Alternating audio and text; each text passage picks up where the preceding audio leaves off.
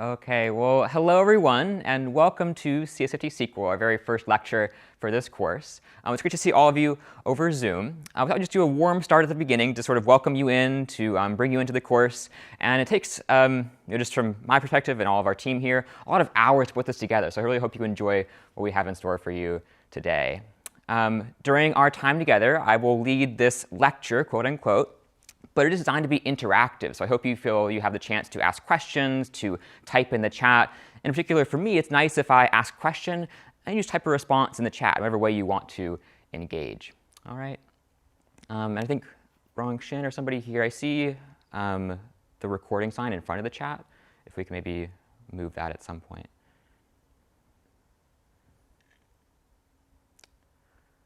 Okay, but while we're all here, what we thought we'd do is kick things off. We just take a souvenir photo of us all together over Zoom, as we usually do. So when I get to 3, what we'll all do is simply smile and wave. And so make sure you look nice for the camera. You're all set to be put on the internet. And if your camera is on, you'll be included as part of this photo. So turn your cameras on. And on the count of 3, what we'll do is wave and smile. So we'll do 1, 2, 3.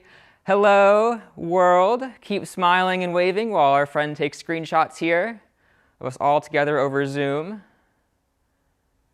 Keep smiling and waving, and I'll wait for the cue that we have our photo together. Very nice. I see some ducks in the background. All right, I think we have our photos all together. So thank you all for joining us for this souvenir photo. We'll get started in just about a few minutes. We're waiting on some other folks to join us. But in the meantime, feel free to sit back, to type in the chat, say hello where you're from in the world, and we'll begin in just a few minutes. See you all in a few.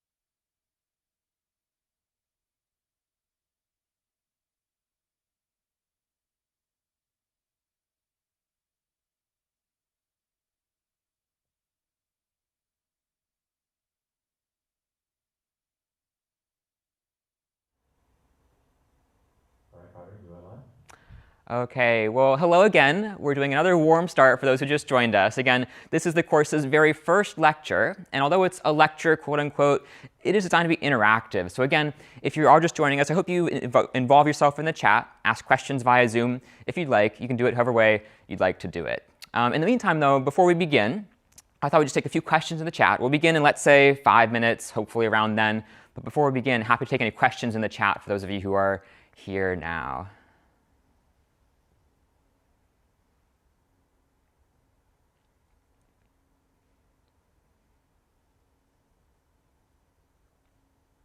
Could I please introduce myself? That's a great question. So my name is Carter Zanke. I am CS50's preceptor here on campus, which means I help lead our on-campus courses, as well as our online courses in some capacity. I'll be leading the course's lectures for CS50 SQL, as well as designing some of our assignments and such. So very excited to be here and to learn along with you all about databases and SQL. Question about will we be using VS Code? We will be using VS Code, and we'll see VS Code in just a minute here. VS Code stands for Visual Studio Code, and it's a way for us to actually write code in our own environment. A question about assignments here. So our goal for this course, CS50 SQL, is to film the lectures through the month of April. And afterwards, we'll work on the assignments, perhaps over the summer, to get the course ready for the fall or so. But we'll be beginning with the lectures first off. Question about will we be using any other languages other than SQL. So this course is focused on SQL, but towards the end, we'll see how we can use other technologies like Python and Java perhaps to actually work with databases. So perhaps unique to SQL is this ability to have a language like Python or Java and to use that language to interact with a database using SQL. We'll be using MySQL. So later on, we'll probably be using MySQL, if you're not familiar, it's a database management system. And it's through MySQL you can actually talk to a database, write queries and such. We'll be using a kind of more lightweight version of MySQL called SQLite. Other questions too? What kinds of jobs and industries would SQL be used for? So it's a great sort of use case for working with lots of data. And so we'll see examples of companies who work with lots of data, like Google, YouTube, Amazon, et cetera, who just have so much data in their systems, they have to use SQL and databases to manage that data and to represent it as well. So I think we're just about ready to begin. So let's take a 2-minute pause here, and we'll jump in officially after that. We'll see you all soon.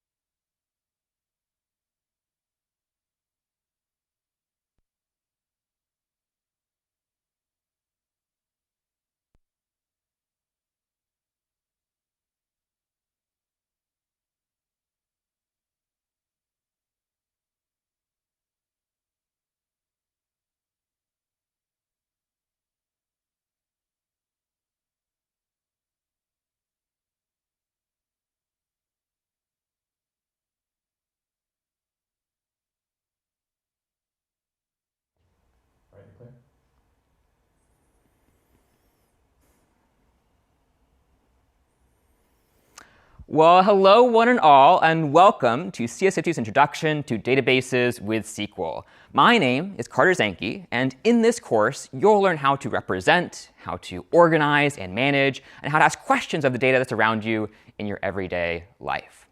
But why learn those skills? Well, you may have heard it said we're living in the information age, where we generate so much information, so much data, by virtue of interactions with computers and with each other over the internet.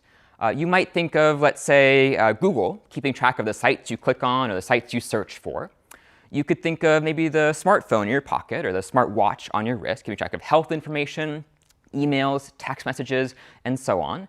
You might even think of YouTube, where you might be watching this same video, keeping track of all the videos on their platform, the creators of those videos, and even the comment you might leave on this video.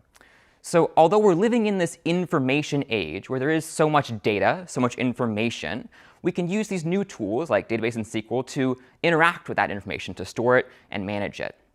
And although we're using some of these new tools, some of the other concepts we'll learn aren't actually so new. So here is a diagram from literally a few thousand years ago.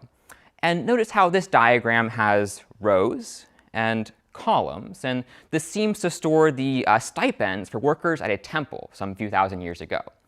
So given what you know, based on your prior knowledge, what kind of name might you give this diagram with rows and with columns? What could we give a name to for this? So I'm seeing some ideas of a table, perhaps a spreadsheet as well. For our purposes, we'll call this a table, where a table stores some set of information, and every row in that table stores one item in that set, where every column has some piece of information about that item, some attribute of that item. So here, for example, we do have a table of workers at a temple. Every row is one worker, and every column is their stipend for a particular month. So I could take this idea of a table, this very ancient idea, and apply it to a more modern context. So let's say I'm a librarian, for instance, and I want to organize my library. Well, here I have book titles and authors, and I could certainly use a table to store this information, but how might you propose I store this information? What could I do with my rows and with my columns if I have book titles and book authors? Well, see, one thing I could do is probably organize my titles and my authors kind of next to each other like this. I could take my titles and my authors, put them right next to each other. So I have Song of Solomon by Toni Morrison, Goodnight Moon by Margaret Wise Brown, and notice here how each book is one row, but every row has two columns, where two pieces of information for each book. I have a title for one column and an author for the other. And so together I have a table of books where every column tells me one piece of information and every row tells me one book in this data set. So thankfully, now that we're living in this information age, we no longer have to use like stone tablets or perhaps pencil and paper to store our tables. We have software now like Apple Numbers, Google Sheets, and Microsoft Excel. But this isn't a course on Apple Numbers or Microsoft Excel or so on. It's actually a course on databases and on SQL. So feel free to raise your hand if you'd like, but why would we decide to move along from these spreadsheet softwares towards a database? What might that database give us that a spreadsheet might not give us?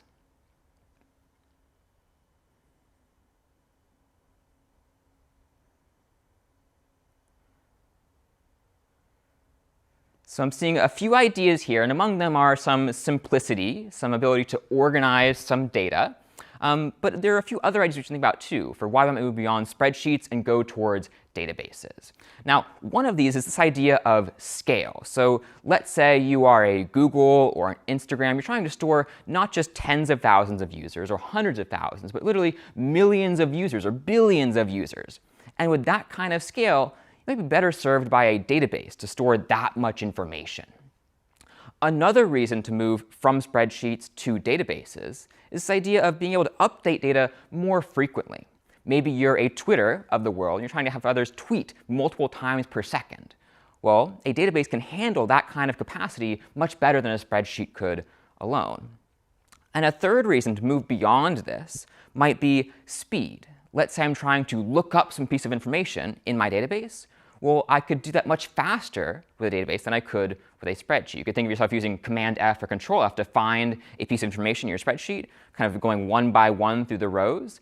A database gives you access to more kinds of algorithms you could use to search this data much faster ultimately. So these three reasons, among others, are those you might want to move beyond spreadsheets and start using databases.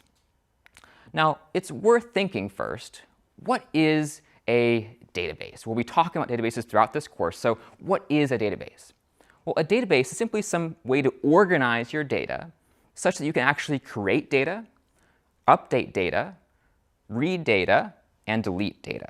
And often these are our 4 interactions that we'll do with a database, like adding some data, looking at data, deleting data, and even updating it along the way. But the database isn't the only thing in our picture here. We also have a database management system, a way to interact with our database. So you might think of perhaps writing a program on your computer. You have some interface with which to write that program, like VS Code, for instance. Or you might think of your own desktop on your own computer. You have icons that should interact with the underlying operating system. In the same way, we can use this software called a database management system, or a DBMS for short, to interact with a database, perhaps using a graphical interface or using a textual language too. Now, there are a few varieties of database management softwares, and these are a few of them here: MySQL, Oracle, PostgreSQL, and SQLite. But this is a non-exhaustive list. So let me also ask again, what kinds of other database management systems have you perhaps heard of in this case? I'm seeing one for Microsoft Access, perhaps, MongoDB. There are other kinds of softwares, other companies out there that make these ways to interact with a database. And this is, again, a non-exhaustive list. Now, if you are a database administrator, or maybe you're somebody who's making a choice of which software to use, you have a few trade-offs to consider. Let's say you might think of one being proprietary, for instance, costing money to work with. What you get for that money is additional support to actually implement your own database. On the other hand, you might have open source software or free software to use, stuff like PostgreSQL, MySQL, and SQLite. But the downside is you are then responsible for actually implementing that database. Another thing to consider too is that maybe some are going to be heavier weight than others, more fully featured as a consequence, but perhaps heavier weight, requiring more computation to run. You could think of those like MySQL or PostgreSQL being a little bit heavier weight, but being more fully featured, whereas SQLite down below will be a little lighter weight, as the name might imply, but allow you to do most of the same work that these other softwares could allow you to do as well. And in this course, we'll actually be using SQLite for you to work with your own databases, but gradually we'll move on to MySQL and PostgreSQL too.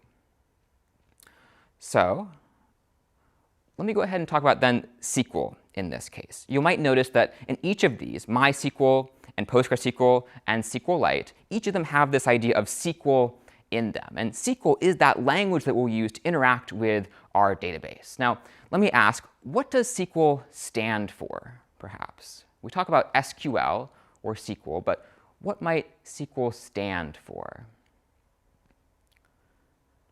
So I'm seeing it might stand for Structured Query Language, which is good if you already know this, but not to worry if you don't. So SQL does stand for Structured Query Language. As we'll see in this course, it is structured. It does have some keywords you can use to interact with the database. And it is a query language. It can be used to ask questions of data inside a database.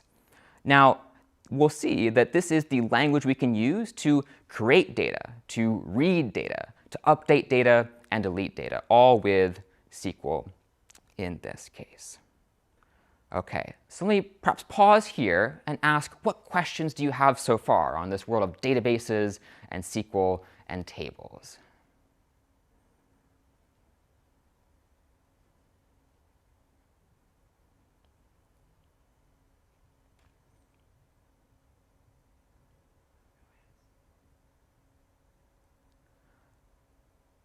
OK, so seeing none for now, so why don't we keep forging ahead? And our next thing will be to talk about this idea of querying. So SQL is a query language, but what can we do with SQL? Well, the first thing we can do, and we'll focus on first in this course, is writing queries, trying to ask questions of data using SQL. Well, what kinds of questions could we ask? Well, you might imagine perhaps working at an Instagram or a Facebook, trying to work as an engineer to figure out what kinds of posts are the most liked on your platform. That's a question you can answer with databases and with SQL. You might also think of whether your numbers of daily users are growing or shrinking if you're working at a startup, for instance. Even maybe you might be working for some company like Spotify. that could ask, how could we play songs that are like those a user just played? This, too, is a question you can answer with databases and with SQL. Now, today, we'll be focusing on this database of books, and in particular, books that have been long-listed, quote-unquote, for the International Booker Prize. The International Booker Prize, if you're not familiar, is an award given to books written around the world by authors from many countries, and it's designed to award books of fiction that are particularly good in some cases. And every year, the committee selects 13 books to include on a long list for consideration for this prize.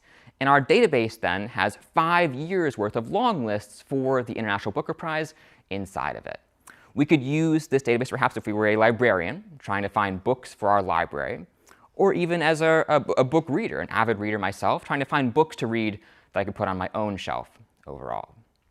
So we'll look at this database, but we'll need a few tools in our toolkit, metaphorically, to actually interact with this database. And one of them is going to be Visual Studio Code. Visual Studio Code is an IDE, integrated development environment, to write code and to edit files with. It's also often called VS Code. Now, in VS Code, we'll also be able to use SQLite, this database management system, or a DBMS for short, to actually interact with that database. So we'll be using these two tools combined to work with this database of long-listed books for the International Booker Prize. And although we'll be using it here, SQLite is not just used in this course. It's used in a variety of applications. You could think, too, of phone applications, where SQLite is often used on those devices that have much lower memory. You could think, too, of it being used on desktop applications to simplify the process of storing data there, too. You could even think of it being used on websites to help store information the user submits via a form, for example.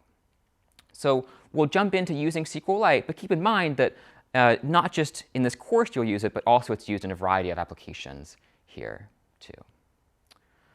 So why don't we just jump right into things and start using our environment and start using SQLite. So I'll go over here to my computer, and I'll open up, let's say, VS Code.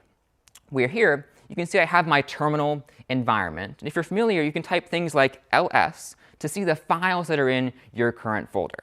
So I'll type ls right here, and I'll see this database called longlist.db.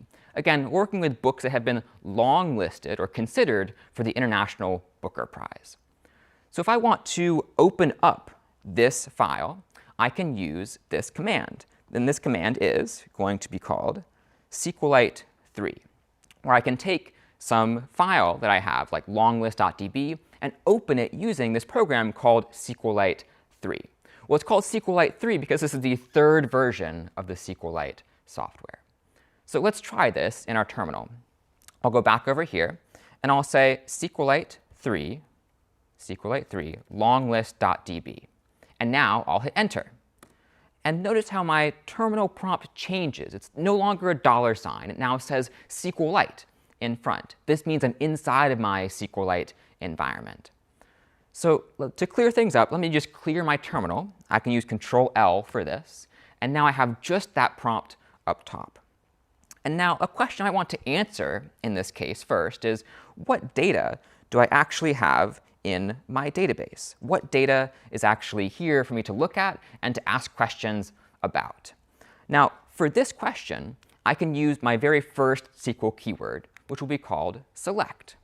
So select is a way for me to select some rows in a table inside of my database.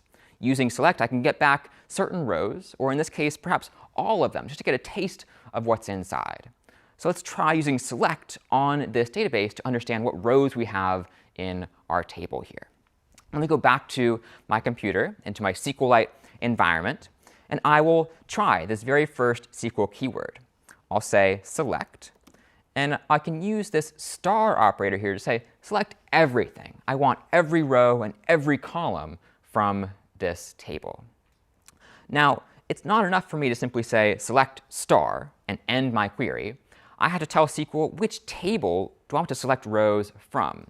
In this case, I know my table is called long list. So I'll say select star from long list, quote, unquote. And to end my query, I'll say semicolon. And then finally, I can hit enter. And notice how I get a lot of data back, right? This is a lot of data all at once, but it's because my terminal is a little bit small. There's a lot of rows and columns here, so I could probably simplify this just a little bit. And instead of saying select star, I could also select a particular column from my table. I could say, for instance, select, let's say, just the title column from my database, from my table, like this. I just know already that there is a column called title. So now I'll try this instead. Not select star, but select title instead. I'll hit enter. And now this looks a little bit better.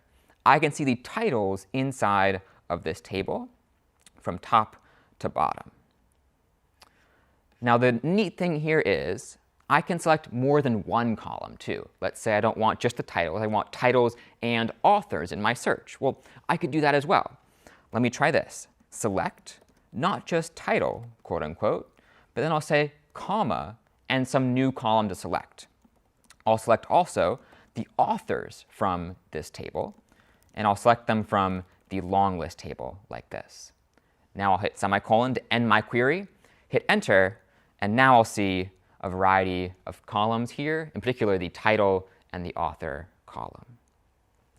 Now this is giving me back all of my columns so far, and there is a way for me to get back just some of them later on that we'll see. But for now, let's ask, what questions do you have on this SQL select statement and how we're getting back these rows? Yeah, a question over here. Carter, do I need to use the quotes around the words like you are? Yeah, great question. Do I have to use quotes around the words like I am? In general, it's a good practice to use these double quotes around your table names and your column names. These are called SQL identifiers. Later on, we'll see we'll also have strings in SQL, strings being collections of characters we can use. For those, we'll simply single quote them to note the difference between a string and an actual column name. So good style convention here to use double quotes for column names and single quotes for string names. Other questions too? Yeah, let's go to Victor. Okay, I wanted to know where did we take all this information from? Like this data, I don't know, this list of books. Where did we take all this information from? Yeah, great question. Where do we take this information from? So some of this data is publicly available. In fact, if you look at the Booker Prize website, you can find a set of long listed books over the years. In this case, we have books from 2018 to 2023.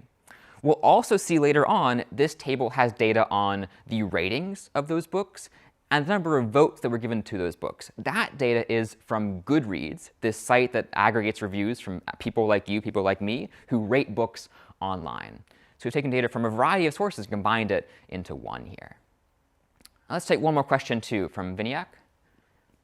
Yeah, so I wanted to ask regarding the syntax of what you used in the terminal. So is the whole SQLite tree is case sensitive because while using the syntax you used capital letters, whereas can we use like small case letter as well? A great question. So here I used capital letters for SQL keywords and lowercase for my table names and column names. Do I have to do that? I, in some cases do, some cases don't. I think I could use lowercase for these SQL keywords, but it's not very good style, for instance. So let me just show you an example of this while I go back to my computer. So the question again was, can I use lowercase for SQL keywords?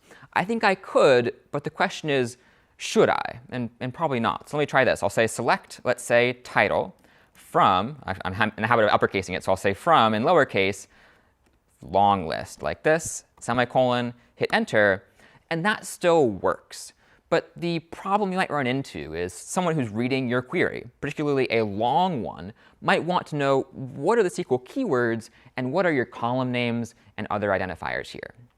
By capitalizing your SQL keywords, you can make it clear that this is a SQL keyword and not some other name overall. OK, so let's keep going. And we saw just a little bit ago that we could select title from long list, and we would get back a whole list of titles, literally all the titles that are in this database.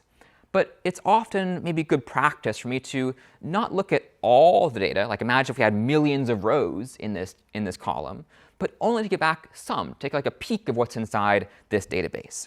And for that, I could use this other SQL keyword, this one called limit. So limit, as its name might imply, limits the number of queries or the number of rows I get back from my query.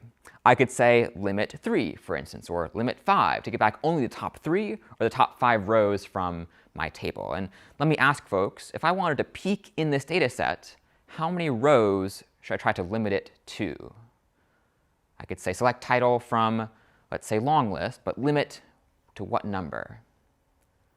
I'm seeing 10, so let's try 10 first. I'll go back to my computer. I'll come back over here, and I'll say, why don't I select title from long list. But now, instead of hitting semicolon, I will instead say limit 10, semicolon. And I'll hit enter. Now, I see only the first 10 rows in my data set. Handy for peeking in at the top of my data set here, too. Let me try not just 10, but 5. So I'll say select title from long list, limit 5, semicolon. This then gives me just the top 5 titles in my database. Just in whatever order they were added to my table, I'll see them in that order here too. So using limit, we can actually try to get back a certain number of rows, but this isn't quite that interesting. It's good for peeking in your data set. I think we've answered that question of what data do we have, but let's say we want to make more advanced queries. We want to find the books that were nominated in 2023, or perhaps books by a certain author. Well, for that, we could use this next SQL keyword, this one called where. So where allows me to get back not all rows, but only some rows where some condition is true. So where is often combined with other conditions to make sure I only get back some rows where that condition is true. Let's try looking at that in SQLite to get a feel for what it can do for us here. So I'll go back to my where, and I will then go back to SQLite here, hit Control L to clear my terminal, and I'll then try this query. I'll say select title, and why don't we also select author along the way? 2 columns here. And I'll select them from my long list table. But I don't want all rows. I only want, let's say, those titles and authors that were long listed in 2023. So I'll do this. I'll say where the year column is equal to 2023. And notice here how 2023 is not in quotes because it is an actual number, an integer. So I don't need to quote it like I would a string, some collection of characters, or a table or column name. So I'll hit enter here. And what do I see? Well, I see only those books that were nominated in 2023. Let's try this again. I might try not just 2023. I might try 2022, like this, hit semicolon. Now I'll see those books nominated in 2022. I could keep going. I could say, why not 2022? Why not 2021? Now I have all those books nominated in 2021. So this is handy. We can set things equal to or not equal to make some condition here. And we also have others we could use. We saw equals just now, but we similarly have not equals, and we have this kind of obscure operator down here. This one being also equivalent to not equals, as we'll see in just a minute. But let me first ask now, what questions do we have on how to use where or using select so far? Let's go to Omid. Yeah. Hello there. I have just mentioned some questions here that what are the subsets of SQL? And I want to know, I really want to know about it. And I think I joined it late. I don't know that you explained something about it or no. A subset of SQL, you're asking? What are the subsets of SQL? A good question. Are there subsets of SQL? So there are. In fact, SQL or SQL was defined by the, I believe it's the ANSI, like Standards Corporation. They have a whole set of the SQL language that is like the official version of it. You might be able to use some subset of that version with the database management system that you actually use. So for SQLite, we're using a subset of SQL that works with SQLite. Similarly, if you were using another software like PostgreSQL or MySQL, you could use another subset there too. Let's take another question from Tejas, perhaps.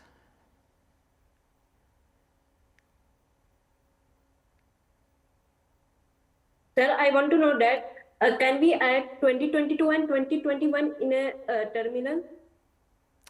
Yeah, good question. Could I perhaps try to filter by both by 2021 and 2022? I could do that, and we'll see that in just a moment here. So let's keep going and exploring some other options with not equals, and then we'll see how we can combine conditions using where to. So let's go back, and let's focus first on trying to use these not equal operators. We saw the exclamation point equals and this greater than, less than sign put together. So let's try a few of those. Let's say I want to find books that are written by a certain author. Well, I could use equals for that. But let's say I also want to find books that are not in a hardcover format. They kind of tend to be more expensive and so on. So I don't want hardcover books. Well, I could try a query like this. I could say select title and format, where format is either hardcover or paperback, from my long list table. And now I'll say where the format is not equal to hardcover, semicolon. So notice here, I'm using single quotes for hardcover. This is a string. It's not a table name or a column name. It is just a string. So I'm using single quotes here. Everything else, though, like format, long list, title, etc., those are all table names or column names. So again, I'll hit Enter. And now I'll see that these are all in paperback according to my table. I've omitted those that are hardcover. Well, I could also use, in this case, the kind of greater than or less than sign put together to say not equals as well. Let me just hit the up arrow on my computer to sort of reveal what I just previously typed. I'll then tab back over and say not exclamation point equals, but less than and then greater than. Hit Enter now, and I should see the very same results, but all I did was change this operator from exclamation point equals to less than and greater than. It tends to be that the exclamation point equals is the more common operator in this case, but they do the very same thing. Now, one more keyword I could use here that's worth mentioning is this keyword called not. So here, I was able to use exclamation point equals or the less than or greater than sign to say not equals, but I could also negate a condition using not. So let's try using this one in our SQLite terminal too. I'll go back over here, and I'll bring back my SQLite terminal. I'll say, let's do not this operator here, but instead use not. So I might, in front of where, say, where not format equals hardcover. So I have a condition, format equals hardcover, but now I'm going to negate it, take the opposite of it, and get back the very same results here too. OK. So to the question earlier, how we can combine these conditionals. Let's try that here in just a minute. So let's say I wanted to find the books that were not just written in 2022 or 2023 alone, but all the books together. Well, for this, I could use a few other SQL keywords that might be a little familiar to you too. Let's try looking at some of these over here. So here we have these called and, or, and these parentheses here too. So using and or, I can chain conditionals. I can put them together to make a more complex conditional, a compound condition. And I could also use these parentheses to symbolize that this condition should come first, and then some condition should come afterwards as well. So let's try these in SQLite as well. I'll go back to my computer. And again, our goal is to find not just books in 2022 or 2023, but books that were across those years as well. So I'll, in this case, say select, let's go for title and author from my long list table. Now I'll say where the year is 2022, as we did before, or perhaps the year is 2023. And notice how my query is kind of wrapping around my terminal. I could leave it like this, or if I backspace just a little bit, I could hit enter, and now I'm on a new line to continue my query. So here I'll say, or the year is 2023. And now my query is done, so I'll hit semicolon, and I should see those books published in or nominated in 2022 or 2023. Let's try a few more here. Let's try using our parentheses as well. Maybe I want not just these books, but also those that are formatted in a hardcover format. So I'll say, clear my terminal, Control L again, and select title, as well as, let's say, format from my long list table. And now I'll hit my new line to sort of extend my query without wrapping it around my terminal. I'll hit enter, and I'll say where the year is 2022 or the year is 2023. That's one condition, and I can denote that with a single set of parentheses here. I also want it to be true that the format is not hardcover. So now I'm adding another condition in here. Now I'll say semicolon, hit enter, and I'll get back only those books that are published in the paperback format in 2022 and 2023. OK. So let me pause again and ask if there are any questions so far on how we've been using where and select and other conditions as well.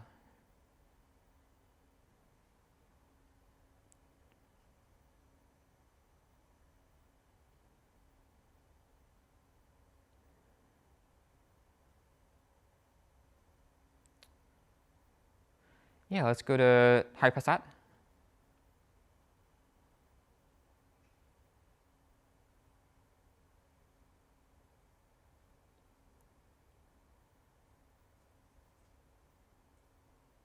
Hello.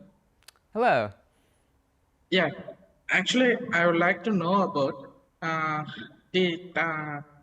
we can able to list out the top titles available in database. Like you have mentioned the title, author, where we can know about it. What are the titles available in the database using command to know? Yeah, Is great it possible? question. Yeah, so here I've been using these column names called title and author, and I think the question is, how would I know that I have these columns? Well, as we'll see in future times together, I'll be able to actually look at the schema of my database, what columns are inside of it.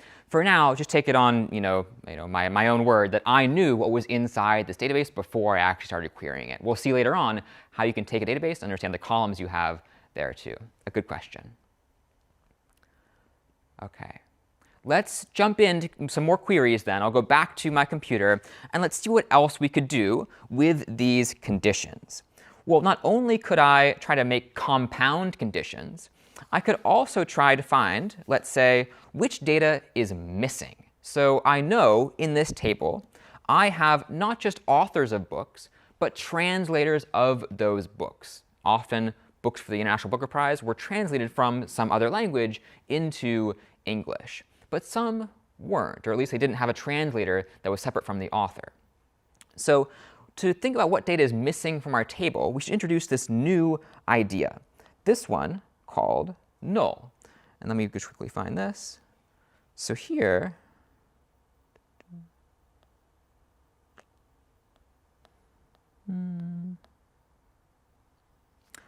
this one called null. So I'll walk over here, and we'll see that we have this type called null, where this means that this value doesn't exist. It's not in our database. We can actually put together a condition around this idea of null, something not being there. We could use is null to figure out if a value is null. It's not there. It's missing from our database. Or is not null, meaning that it actually is there. So I'll go back to SQLite and show you what we could do with some of these concepts here. Let me go back to my terminal. And let's say I do want to find those translators that don't exist in my database. Well, I could use select, let's say, title, and translator from my long list. And I want to make sure that these translators are null. They don't exist. So I'll say where translator is null, semicolon. Now I'll hit enter. and I should see 2 books that have this empty box for translator. Titles are The Perfect 9 and The Enlightenment of the Green Gage Tree, but notice how over here, this translator column is empty. This value is null. It doesn't exist in my table.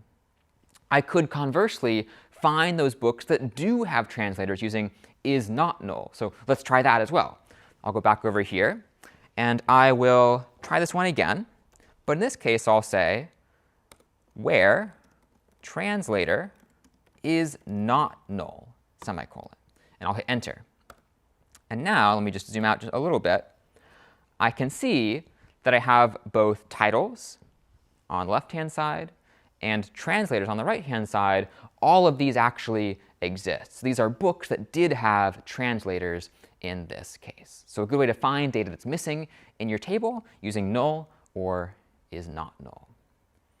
So let's come back over here and figure out what more we could do with some of these queries. We've kind of exhausted our work with some of our conditions, like chaining them together and using null and so on. But one more thing we could do is trying to use this idea of matching some kind of pattern in my database. So maybe I'm a book reader, and I want to find a book with the word love somewhere in the title. Well, for this, I could use another keyword, this one called like. So like is a good keyword to use when I want to roughly match some string in my database. Let's say I want to look at book titles and find if some word exists in that title. I could use like for that. And like becomes powerful when you combine it with these other operators, namely this % and this underscore. The % can match any character around a string I give it, and the underscore can match any single character that I pass in with my string. It's probably best shown with an example, so let me show you some in my terminal here. I'll walk back, and again, we'll try to find these books that have love somewhere in the title. So I'll say, in this case, select, let's say title, from long list.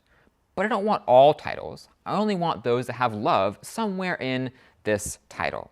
So I'll say where title like, let's say, %love %, semicolon. Now before I run this, let me explain what this is doing. I have here a select query asking for the title column from my long list table. But I'll only get back those rows where title is like %love %. Well, what does that mean? Well, the %, remember, matches any string of characters. It could match ABC, 1, 2, 3. As long as any string of characters comes after and has love, I could match that value here. Similarly, the % after says anything can come after love as long as love is somewhere in the middle. So anything before, anything after, but so long as love is just somewhere in there, I'll get it back. So let me try running this query then and come back over here. I will hit enter on my query, and I'll see I get back 4 books, Love in the Big City, More Than I Love My Life, and so on. So notice how, if I come back over here, that each of these titles has love somewhere in it. For this one, I matched love up front, and then had any string of characters coming after it, like this. For this one, I had More Than I Love My Life, some string before it, and then afterwards, any string after it. Love is somewhere in the middle. Let me show you another example, too, where we use % in a different way. Let's say I want to find only those books that have the at the very beginning of the title. Let me try this. I'll say select title from long list, then where, let's say, the title is like the %, semicolon. Now I've changed something up. I have not % in front and behind, but only after the. So in this case, I'll get back not anything that has the in the title wherever, but now the at the very beginning of this string. And I see perhaps a style mistake. Let me ask the audience, what style mistake did I just make when I typed in this query?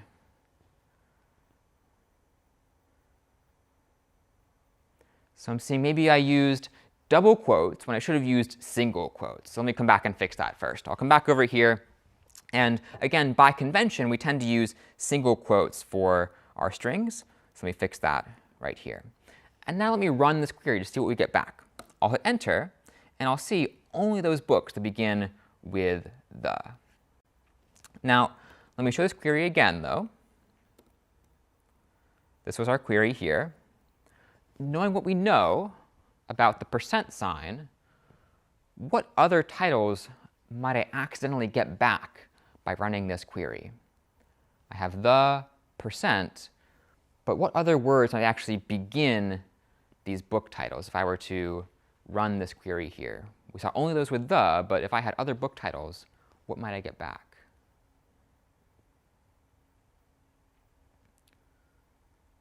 So I might get back those book titles that have not just the at the beginning, but also, let's say, there, or they, or so on. There are many words that begin with THE, and if I have the percent sign right after it, I might match one of those words, like Y, or RE, or so on.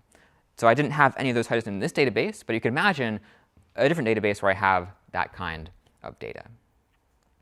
Let's fix this then.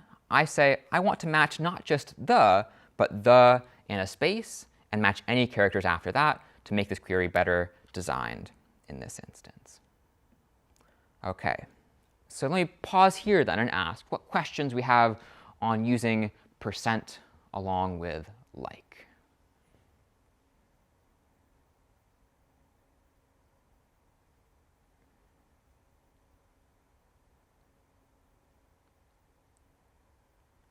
Yeah, Andre?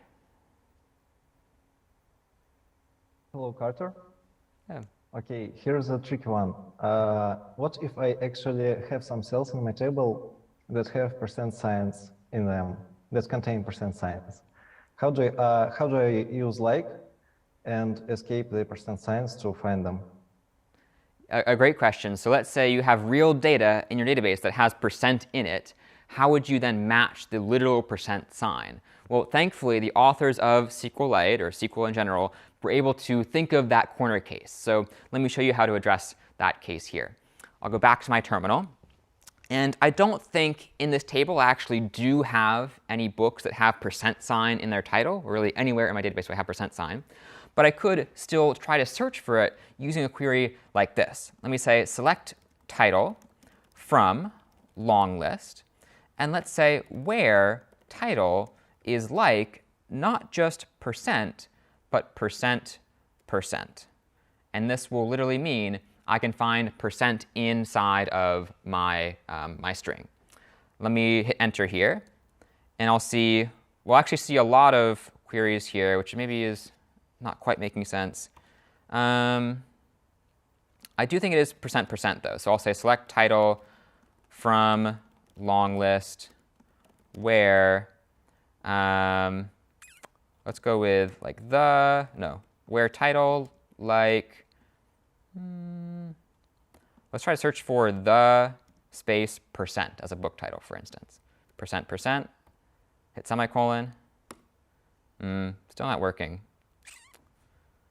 I might look into this one a little bit later for you, and don't mind if I follow up on this one. But in general, SQL does have a way to create escape characters. I think it might have a keyword called escape, for instance, that you could then use to set your escape character to then say, I want to actually match a percent sign. And these are the kinds of things you look up yourself if you're working on your own or in a team as well. Other questions too? Yeah, Kareem? Can we use 2% signs for between two words? Can we use 2% signs for between two words? Is that right? Yes. Yeah, I think so. So let me go back to my terminal here and let me try to answer this question. So can we use 2% signs to say something's between two words? So let me say this. I'll go with select, let's say, title from long list, where maybe the title has something like, maybe it begins with the. So I'll say where title like the. And then I'll take any set of characters afterwards, but I want to have love also in here too. So I'll say love, and then I'll take any other characters after it, percent again, single quote, semicolon. Now, I don't know if I have any books that actually fit this search, but I could say the percent love percent to mean give me back any title that has the at the beginning, then any words or characters, then love, then any words or characters after that. I'll hit enter, and I see I don't have any books that fit that kind of description, but if I did, I would see them here with the at the beginning and love somewhere in the title. All right, so let's keep going. Let's focus not just on this percent sign, but also on this underscore. So if I want to find, let's say, I don't know what a particular character is in my title, I could use this underscore to match any particular character, not any string of characters, but any single character too. So let's try this in our terminal.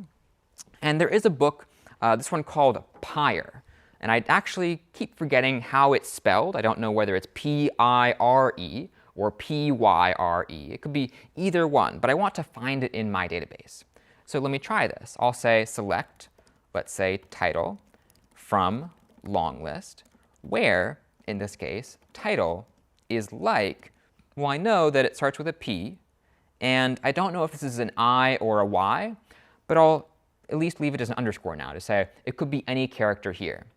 Then I'll say RE, single quote, semicolon, and now I could try hitting enter. And I'll see I get back this title called Pyre. So notice in this case that the underscore is matching literally any single character. This could be a Y, it could be an I, but in this case I have this Y here. Okay, let me go back and let's actually ask in this case what questions we have on using like with these single underscores, if any. Okay, seeing one.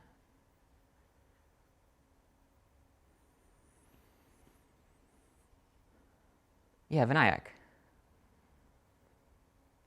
Yeah, so Carter, I wanted to ask you that as you use the underscore sign here, so can we, for multiple characters, can we use multiple underscores in order to find something in the database?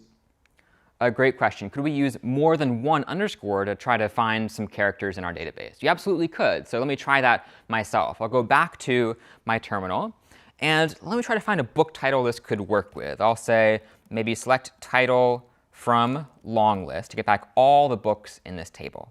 I'll hit semicolon, and maybe I will go with, let's try this one called till.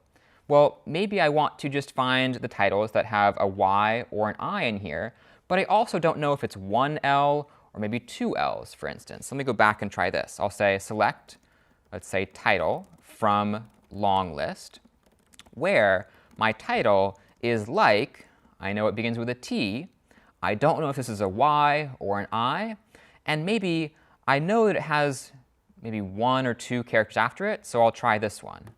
Now I have three underscores, single underscores, so match any book title that has T and then any three individual characters after it. I'll hit enter, and I'll see I get back till. This is the only title that has T and then three characters after it. I could try to get better with this. I could say maybe I'll accept 5 or 6 characters like that, hit enter, and I'll see, whoops, I didn't complete my query here. Let me just try it from the top again. I'll say select title from long list, where title is like, let's say ty underscore underscore underscore underscore, hit semicolon, and now I get no matches. So there is no book in this database that has ty and then let's say 3 or 4 underscores for any character after it.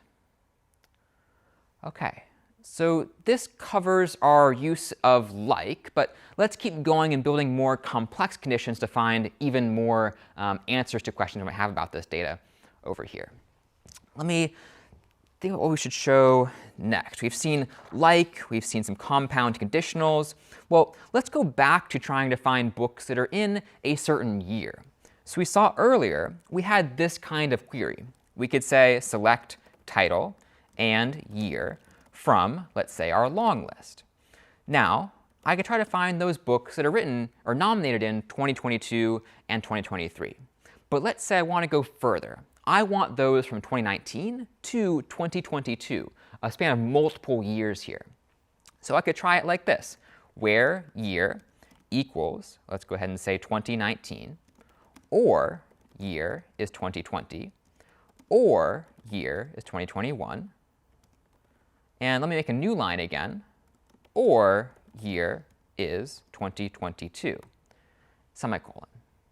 Now before I run this query, let me ask our audience, what strikes you as being not very well designed about this query? What could I be doing better here?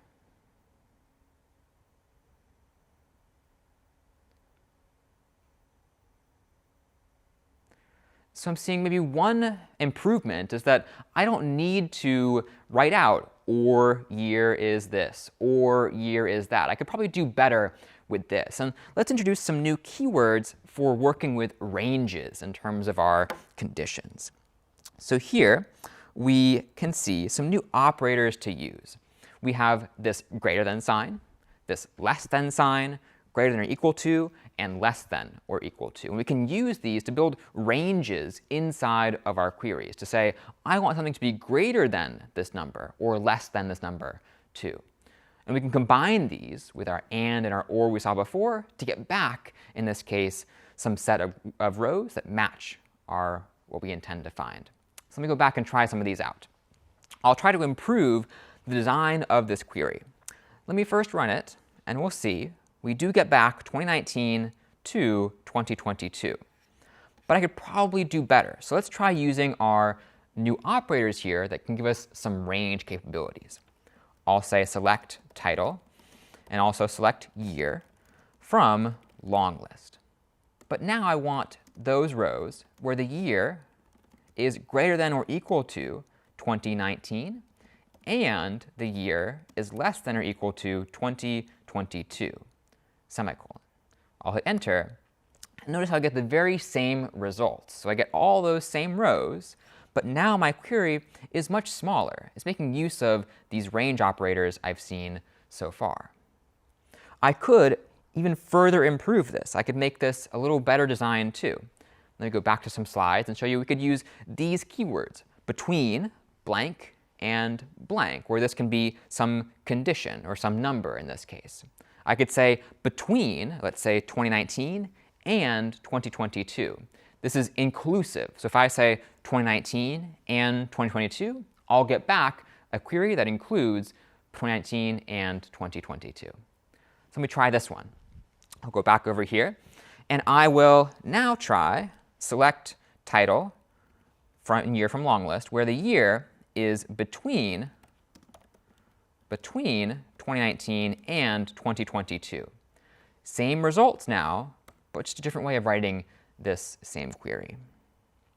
Now, what else could we do with these ranges? Well, as we've said before, these books actually have some ratings involved. These ratings are crowdsourced from Goodreads, the site where you can review books online. And I want to find maybe the books that have a rating of 4.0 or higher. Well, I could do that now with my ranges. I could say select title and rating from my long list. And I could say where the rating is greater than 4.0, semicolon. I'll hit enter, and I'll see now only those books that have a rating of 4.0 or higher, like this. I could even combine conditions. So I know that these books have a certain rating, but how many votes do they really get? Well, let's take a peek. I'll come back over here, and let me try this one. I could say select title. Oops, let me clear my terminal again so it's back up top. Select title and rating, and the number of votes that these books got from, let's say, our long list table. Now I want to find those that have a rating of greater than 4.0 and, let's say, a number of votes is greater than at least, let's go with 10,000. So at least we know a good number of folks actually voted on these books to find the best among them. I'll hit enter, and now I'll see we're only down to a few books, 4 in fact, where each one has a rating higher than 4.0, and indeed every vote row has a vote total greater than 10,000 in this case. So a good way to try to find the top books in our data set here. Let's keep going with these ranges, and let's think about one more thing we could do. Maybe I want to find books that are less than a certain length, so I'll try that as well. I'll say select, let's say, title and pages from my long list, and now I can make a condition based on pages. I'll say where pages is less than 300, hit enter, and now I should see that I have all these books that are less than 300 pages long when they were first published. So let's pause here and ask what questions we have on these range conditions. Let's go to Amaya. Hi, Carter. Hey. I just wanted to check if for a proper query in this case, to be able to run operations, they have to be integers in the database. And my second question is, for when we're matching a string, is it case sensitive or not? Yeah, two great questions. So the first one here is going to be, do I have to use integers in this case, and what types maybe should I use? And the second one being, could I match strings like case insensitively? So for the first one, in this case, it'll depend on the design of your database. So we'll see later on in the course how we can choose the types for our columns and how that might impact the types we actually use in our queries. For now, I made this database, so I just know that my year column is an integer, my ratings column is a real number or a float if you're familiar, and my votes is an integer. So I just know to use those numbers there. To the question of matching things case insensitively, let's actually revisit like just briefly here to show you what that can do. So I'll go back to my terminal, and let's say I want to find just a book title, and I want to type it in kind of sloppily. I don't want to capitalize it like capital books are. So I'll say select, let's say, title from long list, and maybe I'll want to find that book Pyre again. So I could say where title is like Pyre, but all in lowercase. Now I'll hit enter, and I'll see I do get back Pyre. So even though I said where title is like lowercase Pyre, I got back capital Pyre. Now this is in contrast to saying where title equals lowercase Pyre. Let's try that. I'll come back over here, and I'll say, again, select title from long list, but now where title equals, quote unquote, Pyre, semicolon. I'll hit enter, and now I see no results. So in this case, the equals is going to be case sensitive. Case matters in this case, but like is case insensitive. Okay. Why don't we keep going then, and let's take a look at a few other things we can do with these SQL keywords for querying. Well, earlier we were trying to find a way to find the best books in our data set. And we did that by filtering them based on some ranges. But we could probably do that a little bit more methodically, in this case using a new keyword, this one called order by. So order by allows us to take the results of our query and order them, as it suggests, by some column itself. So we could put them in alphabetical order, or in order by number of votes, or in order by number of ratings. And let's just try an example of this to see how order by works for us. But in the end, we'll see it can arrange columns, arrange rows for us in our resulting query. So I'll go back to my computer, and let's try this question here. I want to try to find the top 10 books in my table. So I'll say select title and rating from long list. Enter. Not on my query yet, though. Now I'll say order by the rating, and let's only take the top 10. So I'll say limit 10 in this instance, semicolon. So now I've combined some of my prior keywords. I'm using select, I'm using order by, and I'm still using our old friend limit. So let me hit enter here, and I'll get back, well, not quite the top 10. I see rating of 3.05 here and rating of 3.42 down here. So based on this, what do you think the default ordering of order by is? So it might be from least to greatest. So we saw here that we have rating being pretty small, but we said order by rating, so it starts from small and goes down to large. So we need to fix this in some way. And let's introduce a new addition to order by to have us fix this query overall. So let me show you that order by does by default sort from least to greatest. But let's try some addition here. We have not just order by, but order by some column, and then ascending or descending. So ascending is the default. It means from least to greatest. Descending, we can specify, meaning from greatest to smallest. So let's try using order by, but now with this other keyword called DESC for descending here. I'll go back to my terminal, and let's rewrite this query to include DESC. I'll say select title and rating from long list. And let me, before I run this query, let me just clear my terminal so it's back up at the top. I'll backspace this, and then in a moment here, I'll press Control L. Now I'm back at the top. I'll say select title, and rating from long list. Where, actually not where, we're not filtering yet, I'll say order by rating, but not by ascending by default, going from least to greatest. I want greatest to least, so I'll say DESC here. Now I can say limit 10, semicolon, hit enter, and now I'll see the top 10 books. Here I have The Eighth Life coming in at 4.52, and the Books of Jacob coming in at 4.06. So now we're going from greatest to smallest. Well, I could order by not just these ratings, but also by the number of votes. Like it seems there's a tie to break here. If I look at Stillborn and When We Cease to Understand the World, those both have a rating of 4.14. But presumably, one book has maybe more votes than the other. So I could try to break this tie by ordering not just by rating, but also by votes, the number of votes this book actually received on Goodreads. So let's try that then to break this tie.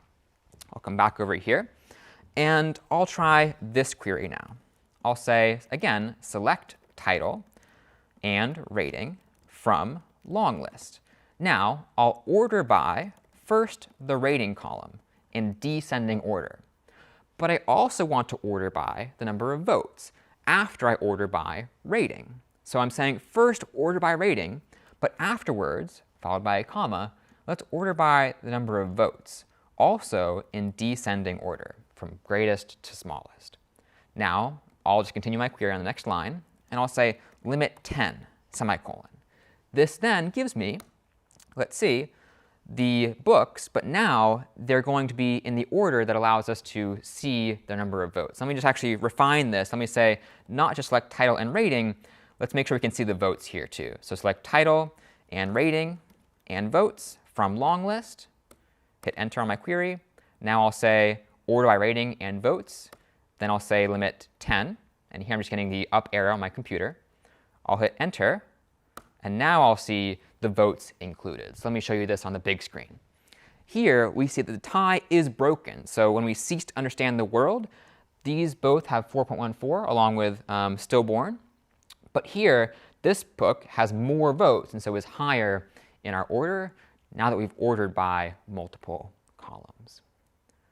So let me pause here and ask what questions we have on ordering with data. Ordering by one column or multiple, and how we can sort data like this. Let's go to Tejas. Sir, I want to know that can we get rating to 4.93 to 4.9? Yeah, good question. So I think if I'm understanding correctly, how can we select a rating or try to find a rating that's like equal to 4.92 or things like that? Let's try that here. So if I want to find a particular rating, I could simply use my where friend from before. I could say select, let's say, title and rating, and maybe I could try to find a particular rating for a book from long list. I could say then where this rating is equal to, let's say, 4.932, semicolon. If this book exists, it'll get it back here. So I'll hit enter, and I see there's no book with this particular rating, 4.392. But good question for how to find particular ratings for our books here. Okay. Other questions, too, on how we've been able to sort our data and use order by.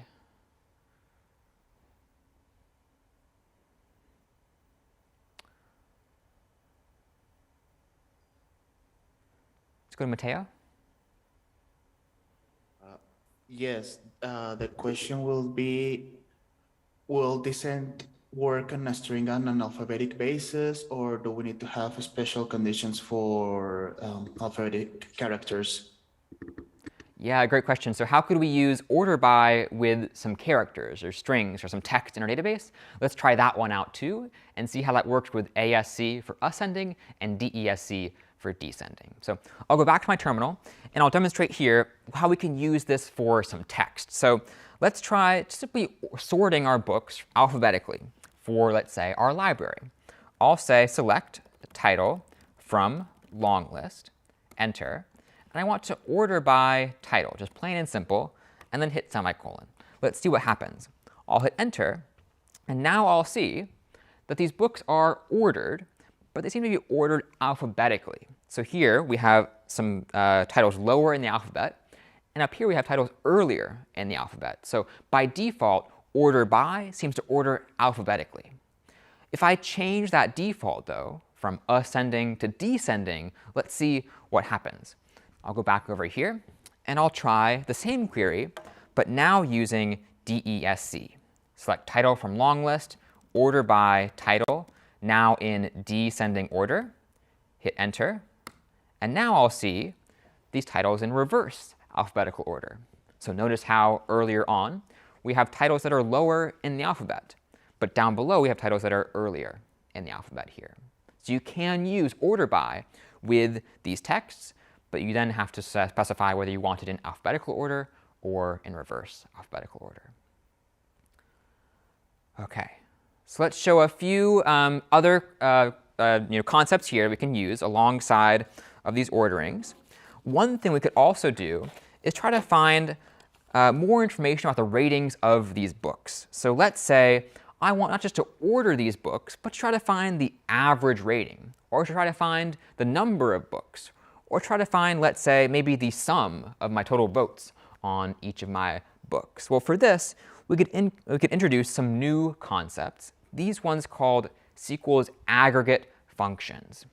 These allow us to take a whole set of rows and return not each of those rows individually, but instead, in this case, one number based on the values in those rows. You could imagine trying to count the number of rows you have, or take the average of the number of rows, or take the average of, let's say, a rating, for instance, finding the minimum rating or the maximum rating, or finding the sum of some votes. And we'll see each of these in action here. Let's go back to our terminal, try some of these out. I will try, in this case, first trying to find the average rating from my long list. Well, I know, just from experience, and as you now know too, I can try to find the average of some column by using the AVG aggregate function.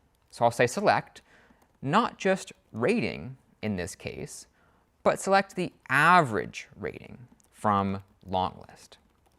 Notice how, in this case, I'm using this kind of syntax where I take rating, my column I want to aggregate, or to sum up, or to average like this, and I apply the function by saying its name, followed by some parentheses around that column name. So this will return to me not all of the rating rows, but the average of the rating rows in one single cell. Let me try this. I'll come back, and I will then hit enter, and I'll see this is the average rating. We have 3.7537179471795. It's our average rating for all of these books. But of course, this isn't great. What might I want to do if I was going to show this to somebody else? I could probably improve the presentation of this in some way. So I could probably round this result. Like I have 3.75371. We could probably stop after 2 decimal points, right? Just simply like 3.75. So I could introduce some new keyword here, this one to round the results. Let me show you this one in action. I'll come back and I'll try not just select average rating, but select the rounded average rating. So I'll say select round, and then take average of rating and round to 2 decimal points from long list, semicolon.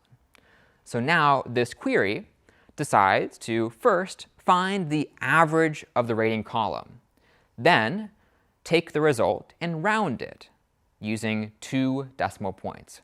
Notice how round takes 2 inputs, or 2 arguments, the first one being the rating, the average rating, the second one being the number of decimal points to round to. And we complete our query in the way we usually do by saying from this table. So let's try this one to figure this out. I'll come back and I'll hit enter. And now we'll see we do get back 3.75. But there is still one thing to improve here.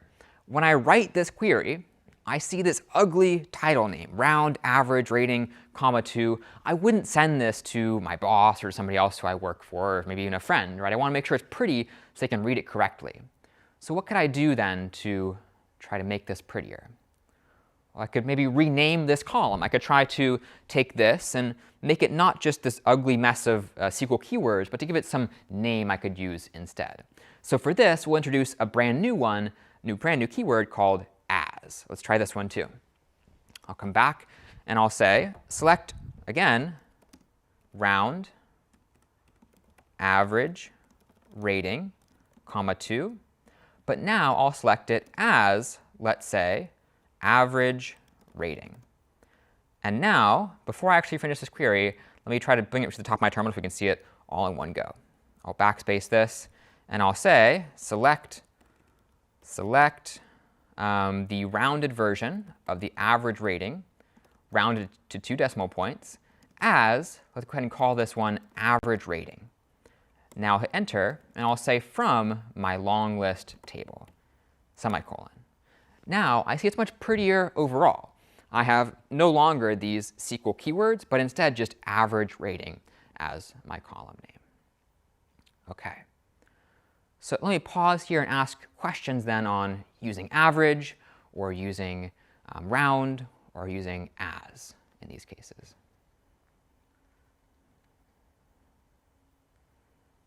Yeah, let's go to Hari Prasad.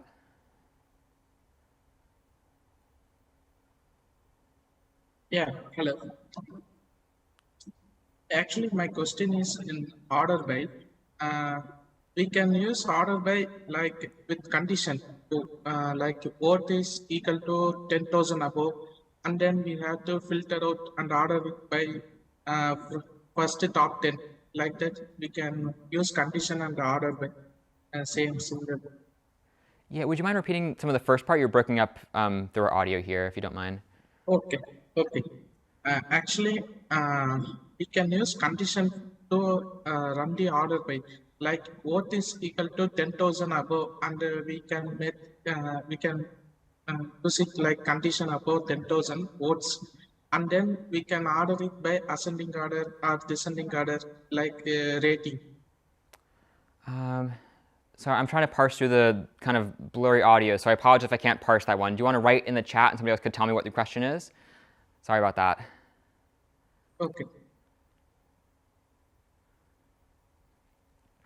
Let's go to Brian.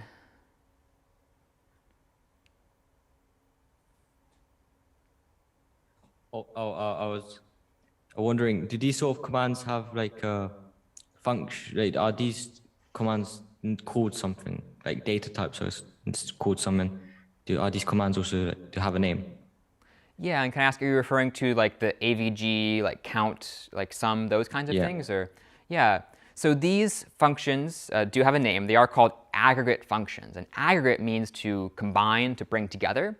So they're called aggregate functions because they take some number of rows, like all my ratings, for instance, and bring it down to one single cell, like the average or the sum or the count.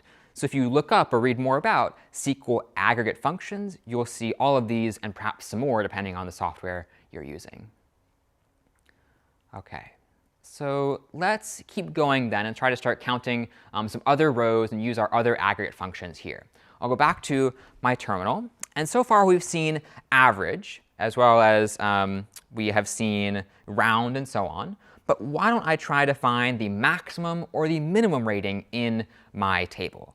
I'll say select, let's say, the max rating from my long list, semicolon, hit enter. Now I see the highest rated book had a rating of 4.52. Well, what about the minimum rating? I could use min here too. I could say select, let's say min of my rating column from my long list table. I'll hit semicolon, and I'll see 3.05. That is the lowest rated book I have in this set. Well, so we've seen, let me try to view this for you all. I could say select title and votes from my long list. Select title and votes from my long list. Here, I have many books with many user-generated votes. Maybe people on the internet decided to rate this book out of 5. And maybe Go Went Gone got about, let's say, 592 votes. So I'm curious then, how many total votes do I have in my data set? Well, for that I could use the sum aggregate function. Try to count up each one of these rows and return it back to me in a single cell. So I'll use sum here. I'll come back and I'll say I want to find the sum of my votes column. I'll say select, let's say, the sum of my votes column from my long list table, and then I'll just hit enter, semicolon, enter, and I'll see over 600,000 people offered a vote for each of these books that were long listed for the International Booker Prize. Now that'll be a few more here. Let's check out what else we have left to do in our aggregate functions. We could also try to count up just the number of books in our data set. So why don't I try to find the number of rows I have? For that, I could use count. And often, to find the number of rows in your data set, you might use count and star, as we saw a little earlier. I could say select count star from long list. And this means, again, star means give me every row and every column. Give me basically my whole table, right? And if I say count star, that means count up the number of rows that I have in my database. So I'll say count star from long list, and I get back 78 books in this database. Well, let me try counting up the number of translators here. I'll say select, let's say, count of translators from long list, semicolon, hit enter, and now I see 76. So I have 78 books, but if I count translators, I have 76 of them. So why might that be? Feel free to raise your hand and try to guess at this. Why do I have 78 rows but 76 translators? Let's go to Prisha. Hello, I actually had raised my hand for the question. Yeah, go ahead. Also, I wanted to know whether the max and the min function can be used for finding the longest or the shortest string as well, or do you have a different command for that? Good question. Could we use max and min to find the longest or shortest string? That's a good question. So let's actually pause on this counting here and try that out real quick. So I'll come back to my terminal, and let me try to use max and min with some book titles. So I'll say select. Let's select the max title. And at the same time, why don't we select the min title as well? And I'll select these from my long list table. I'll hit semicolon. And now let me try this out. I'll get back wretchedness and a new name, Septology 6 through 7. Now, there's a few hypotheses here. It does seem that our max title is shorter than our min title. So it's probably not that max gives us the length of the string, but what do you notice? Well, I see min is really early on in the alphabet. It has an A here, whereas max has a W, pretty low in the alphabet. And I would bet if we ordered these book titles, we would see a new name up at the very top and a wretchedness, the book here, down at the bottom. So max seems to give us the lowest alphabetically, which is kind of contradictory with titles here, or strings, and min gives us the earliest in the alphabet using this A as well. Okay, So good question. Let's come back to our counting here. Let's go back to my terminal. And again, we had, in this case, 78 rows, but only 76 translators. So again, if I did select count star from, let's say, long list, then semicolon, I get back 78. But if I do select count of translators, translator from long list, I get back 76. And let me ask again, why do we have 78 rows but 76 translators? Feel free to say it.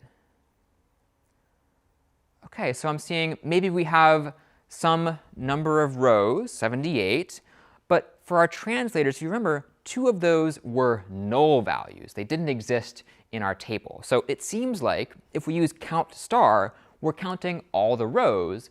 But if we use count translator, some column that has null values, we're only getting back those rows or those values that aren't null. So count, when given a column, counts only those that are not null, or that exist in our table.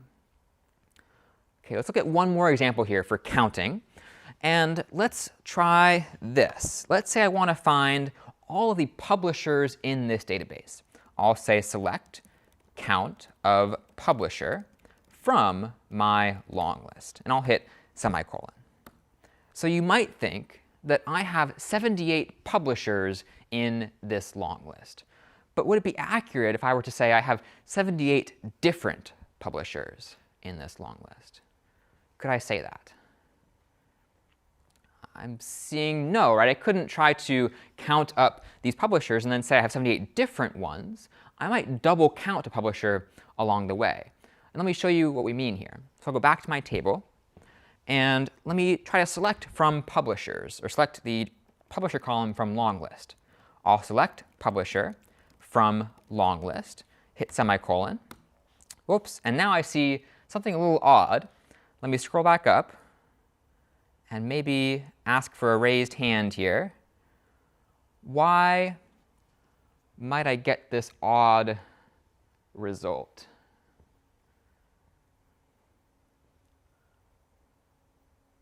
Let's go to Kareem. Because of the quotes? Yeah, so I think I mistyped some of my query here. I said it looks like pubsliher instead of publisher.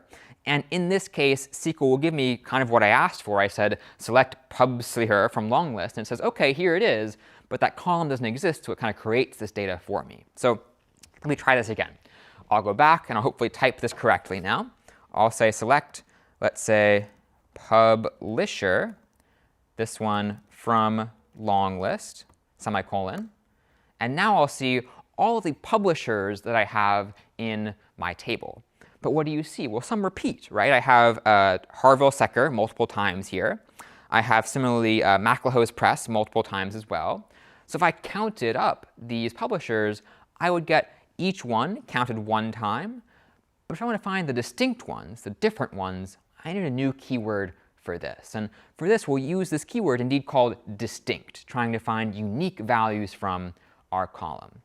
So let's try this.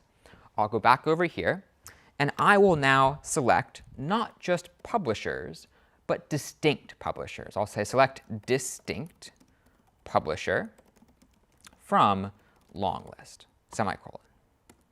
Now, if I scroll through here, I should see each publisher in here only one time. If they have the same name, they've been filtered out, and now they're only the same publisher here too. So I will then try to say select, let's say, count of publisher. Select count of publisher from count of distinct publisher, for instance. Count distinct publisher. Typo, publisher from long list. Semicolon. And I'll see I have 33 distinct publishers. OK. So this just about brings us to the conclusion of all of these new SQL keywords here. We've seen so far that we have several here to use, but let's figure out how to actually exit this prompt. So you might be in your SQLite prompt right now. If you want to leave it, you could also use this command, .quit. .quit is not a SQL keyword, it's a SQLite keyword to leave your terminal and go back to where you started. So just to review then, what we've seen so far is how to select data from our table. We can use select column to take some column from our table and give us back all of those rows from that table for that column. We've seen we can apply some aggregate functions to take maybe the count of our columns or the average or so on, and we can get back not just all of our rows, but only some of them using our where clause here along with a condition. We could have multiple conditions, having not just one, but perhaps two, like let's say here condition 0 and condition 1. And we could also use, as we saw before, this idea of equals and like to match some pattern or to make something exactly equal over here. We could again use and or, and we saw later on how we could order our data and use our limit function to get back only some number of rows. Now, this then is our introduction to querying. And so far, we've seen this world of books. And the table we've had so far really just has books inside of it. But next time what we'll see is how to take this world of books and split it into multiple tables. How do we find information on publishers, or books, or authors too? And how do we try to put that in a table that can represent the relationships among all of these different entities? We'll talk about all that and more when we come back next time, and we'll see you there.